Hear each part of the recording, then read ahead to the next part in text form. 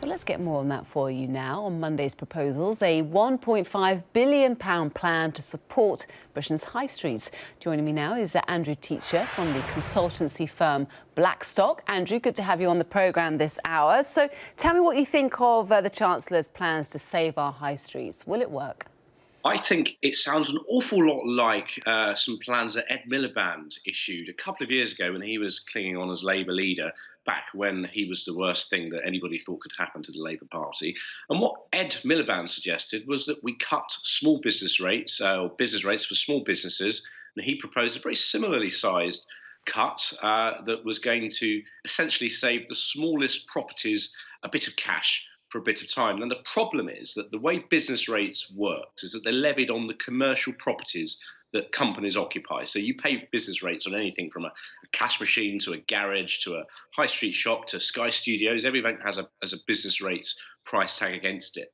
And one of the challenges here is that often a lot of these small properties are owned by multiples. I think when you go into Boots or Pret a Manger or any of these sorts of big chains, often they have small stores. And the challenge that Ed Miliband had, and I know because we actually did some research into it, looked at all the detail, and what we found was that whilst Labour was having a bit of a fight with Boots over tax, they were proposing accidentally to offer a tax break to companies like Boots and HSBC who occupy some of these small shops. And I would bet you a fair amount of money that although nobody's actually seen the detail yet of what the Chancellor, Philip Hammond, is proposing to announce this week or next week, I would suggest it's probably going to be very, very similar in nature. Well, let's have a look at the numbers. A £1.5 billion pot, £900 million for business rate relief for small businesses. They say an awful lot will be helped by that. And a £650 million pot to rejuvenate the high street and improve transport links. That does sound like quite a bit of cash, doesn't it? Again, I can only go by the reports and the press releases. And again, one of the key words in that is temporary. It's short-term relief, they've said. And that is a very critical point because business rates, let's sort of step back a second. Business rates raises around £28 billion a year. It's a very, very big chunk of the government's revenues. It's a very easy tax to raise. And that's why... So they can't scrap it, can they? I mean, I know that you may be one of the many people who want an overhaul of that rate system, but realistically, it's not going to happen, is it? The previous Chancellor, George Osborne, promised a radical overhaul of business rates. So it's not about what people want. I mean, people do want that because the tax is many, many years out of date. It's not. But can the country afford it? Well, I think, but can the country afford where we are now to have crumbling high streets all around? So I think it's not simply a tax issue. There's a psychology issue here of shopping. When you go online to shop now, you know what you want, you go and find it. And that psychology, to some degree, has infected the high street because this sense of browsing that people used to do is less of a thing now. And that's also an issue. But when it comes to business rates, the government either needs to act properly or just stop tinkering around the edges because these sorts of minuscule changes aren't going to have any pronounced effect whatsoever. Saving a few quid to a New Zealand in Wakefield is not going to solve the issue. It's not going to deal with the broken-toothed high streets, as the press releases have said today.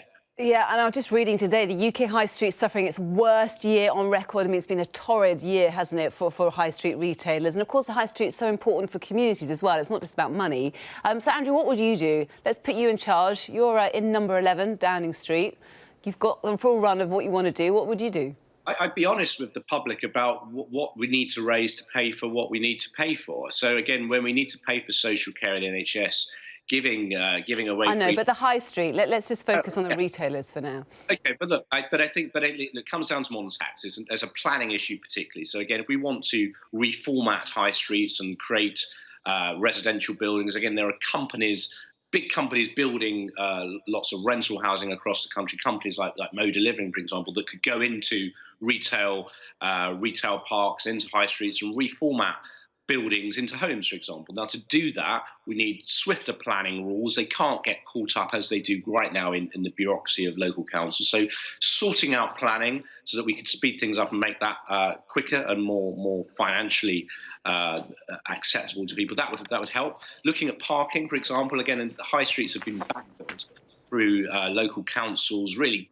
just cracking the whip in terms of motorists, allowing people to come in and park for free, allowing people to shop, just enhancing accessibility is a huge thing. It doesn't need spending loads of money. It just means not being, not being so horrible to motorists, and making people pay and fine people when they're trying to shop in the local community. And I think there are some fundamental things that, again, these have been talked about for years. None of these things are new things that need to be done. But fundamentally, when it comes down to business rates, nothing short of a radical reshaping is going to cut it. And I'm afraid that whatever announcement, whatever press releases have done, the fair play to the Tory spin dogs, they've got some great headlines today. But people need to look at the detail. They need to scrutinise what's being proposed and actually look at how much of a tax break this potentially is for some funds and multiples. We'll leave you to your Saturday, where you're no doubt going to nip down your local high street. Andrew, thank you very much. Andrew Teacher joining us there.